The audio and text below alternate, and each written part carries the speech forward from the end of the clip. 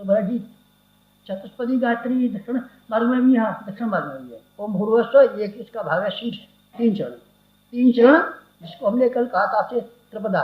और चतुष्पदी, चतुष्पदी इसलिए है एक भाग इसका भूर्भुवस्सुवः वाला शीर्ष के बिना मिलाए बिना गायत्री मंत्र का जप नहीं हो सकता।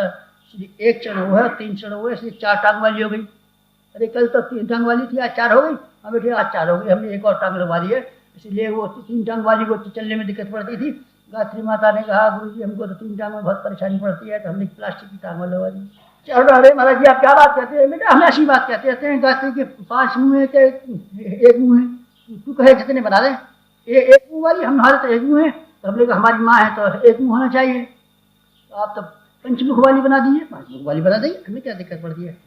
7 मुख वाली बना दें, अच्छा 7 मुख वाली बना दें। ये 5 मुख में पंडितों में झगड़ा पड़ता है, कोई पंडित कहता है 5 मुख की है, कोई कहता है 1 मुख की है। गुरु जी कितनी कहे? अच्छा अब की बार हम गायत्री बनाएंगे, कितने मुख की बनाओगे? 7 मुख बना दें। 1 मुख वाले का झगड़ा ना उनका झगड़ा, दोनों को काट देंगे, 30 जोड़ बना देंगे।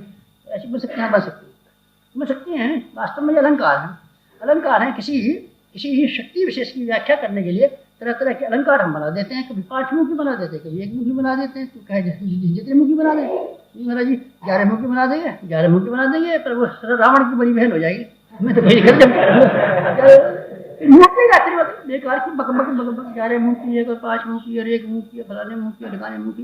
बेटा कोई मुखी नहीं है, गायत्री शक्ति है, इसको रूहानी अध्यात्म शक्ति कहते हैं। इसकी तरह तरीके से वेचना व्याख्या करने के लिए अलंकारिक रूप से हम शक्लें बना देते हैं। कुछ शक्लें नहीं है उसकी, शक्तियों की शक्ल नहीं होती। प्रेम की कोई शक्ल नहीं, दया की कोई शक्ल नहीं, करुणा की कोई शक्ल नहीं है, सत्य की कोई शक्ल नहीं है, आदर्श की कोई शक्ल नहीं है, उत्कृष्टता की कोई शक्ल नहीं है। क्या शक्ल हो सकती है? इंसान की शक्ल हम बना देंगे। तो शक्ल देखना चाहता होगा तो शक्ल भी बना सकते हैं। तो ये बच्चे की तरह समझाने के लिए, ये बच्चों को समझाने की बात है। वास्तव में कोई शक्ल नहीं है। ये क्या है? ये है बेटे आस्थाएं और ये है विश्वास। तो अब मैं क्या कह रहा था, अब मैं आपको नया अध्याय शुरू करता हूँ। ये अध्याय कहता हूँ कि 4 चरण वाली गायत्री क्या होनी चाहिए। 4 चरण जो गायत्री के बाकी रह गए हैं वो क्या हो सकते हैं? क्योंकि ये है उसका क्रिया पक्ष। क्रिया पक्ष क्या है गायत्री के बारे में? मैं कल और परसों 2 दिन में जो समझाता रहा, केवल उसकी विचार पक्ष समझाता रहा, भाव पक्ष समझाता रहा, मैंने क्रिया पक्ष नहीं समझाया। कल मैंने क्रिया नहीं समझाया, जब कैसे करना चाहिए बेटे मैंने कल नहीं बताया। भजन कैसे करना चाहिए ये नहीं बताया मैंने। क्रिया पक्ष माने वो अंग जो हाथ पांव से, शरीरों के द्वारा, श्रम के द्वारा, वस्तुओं के माध्यम से जो किया जा सकता है उसका नाम है क्रिया पक्ष। और ज्ञान पक्ष वो है जिसमें कोई क्रिया करने की जरूरत नहीं, हरकत कोई करने की जरूरत नहीं है। आपको निष्ठाएं, आस्था, विश्वास जमाने की जरूरत है। हमारा मस्तिष्क सद्ज्ञान से भरा हुआ पड़ा हो, इसमें क्या करना पड़ेगा? कुछ भी नहीं करना पड़ेगा। मस्तिष्क को ठीक करना पड़ेगा। और हृदय में श्रद्धा जब है बैठे वो ले ले, पीपल की लकड़ी कुल्हाड़ी से फाड़, श्रद्धा जम जाएगी। तो क्रिया का पक्ष नहीं होता। क्रिया पक्ष की क्या बताना उसका? क्रिया पक्ष नहीं था। पहले हम बता रहे थे, हम चिंतन बता रहे थे, दृष्टिकोण बता रहे थे, आदर्श बता रहे थे, आस्थाएं बता रहे थे, मान्यताएं बता रहे थे, प्रज्ञा की बात कह रहे थे, निष्ठा की बात कह रहे थे, आस्थाओं की बात कह रहे थे। और ये केवल विश्वास से संबंध रखती है। इसके लिए क्रिया की कोई जरूरत नहीं। अब आप क्रिया की कोई जरूरत नहीं है, ये बेटे क्रिया की जरूरत बताते हैं हम। आज हम क्रिया की जरूरत बताते हैं। 4 क्रियाएं करनी पड़ती है इसके लिए। अगर हमको आध्यात्मिक मार्ग में चलना पड़े तो हमको 4 क्रियाएं करनी पड़ेंगी। एक क्रिया करने से काम नहीं चलेगा, नहीं, एक से नहीं चलता। 4 क्रियाएं करनी पड़ेंगी। 4 क्रियाएं कैसे? देख, इमारत जो हमने बनाई है, इस इमारत में 4 चीजें लगाई है। कैसे लगाई है? एक ईंट, एक दूसरा चूना या सीमेंट, 2 एक लकड़ी, 3 एक लोहा। 4 के बिना इमारत नहीं बन सकती। तो कोई भी इमारत ढूंढे 4 के बिना नहीं बनेगी। 4 इमारत चाहिए। खेती करने के लिए 4 चीज़ों की जरूरत पड़ती है। क्या क्या जरूरत पड़ती है? जमीन 1, बीज 2, खाद पानी 3 और रखवाली 4। बिना रखवाली खेत हो जाएगा नहीं बेटे। चाहे जमीन अच्छी हो तेरा, चाहे खाद पानी डाल दे, बिना रखवाली के बिना होगा ही नहीं। जानवर खा जाएंगे, कौवे खा जाएंगे, चार खा जाएंगे, कुछ नहीं होगा।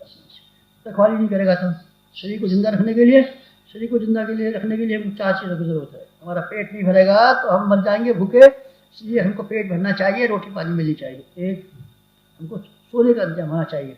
सोएंगे नहीं तो बेटे 15 दिन जब हम नहीं सोएंगे तो हम हो जाएंगे पागल।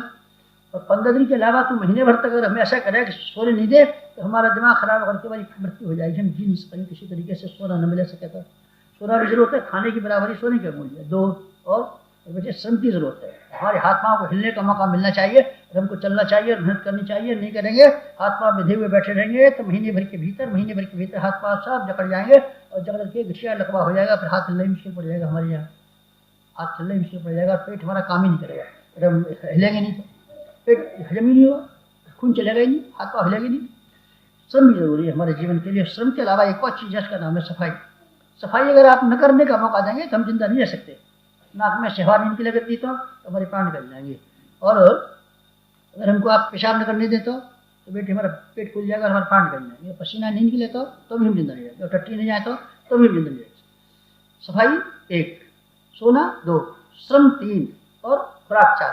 4 चीज़ों के आधार पर आदमी का शरीर जिंदा रहता है। खेती 4 चीज़ों के आधार पर टिकी हुई है, तिजारत 4 चीज़ों के आधार पर टिकी हुई है। एक आएगा पर एक तो धन, अगर आपके पास पूंजी है तो आप तिजारत कर सकते हैं, पूंजी नहीं है तो आप तिजारत नहीं कर सकते। पूंजी के अलावा आपको ज्ञान, उस तिजारत के बारे में कोई जानकारी है, ज्ञान है तो आप कर सकते हैं। जानकारी जानते हैं नहीं, समझते हैं नहीं तो आप कैसे कर लेंगे? नहीं धन है हमारे पास, धन है तो बेटे खत्म हो जाएगा थोड़ी दिनों में, जान के बना नहीं हो सकती। एक और ग्राहक है, दूसरा ग्राहक नहीं, हम चीज़ तो बहुत बना लेते हैं, चीज़ बनाएगा बेटा, ग्राहक नहीं बनेगा तेरा व्यापार नहीं चलेगा, ठप हो जाएगा। और पदार्थ क्या, इसकी डिमांड है बाजार में, वो चीज़ बना, जरूरत है उसकी, वो चीज़ की बना रहा है तो क्या से क्या तेरी चलेगी नहीं।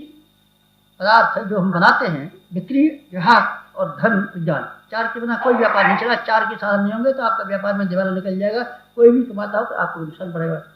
4 चीज़ें इस चीज़ की है। आध्यात्मिकता की उन्नति के लिए जो हमको करना पड़ता है, तो विचार नहीं कहता हूँ, अब मैं करने की बात आ गया, करने की बात आ गया। जो करना पड़ता है वो हमको 4 काम करने पड़ते हैं। 4 कामों से हमारी उपासना पूर्ण हो जाती है। 4 की संख्या मुझे बहुत अच्छी मालूम पड़ी। 4 वेद, सारे का सारा ज्ञान और विज्ञान गायत्री मंत्र का 4 वेदों में आ गया है। 4 वेदों में 4 उन सिद्धांतों का वर्णन है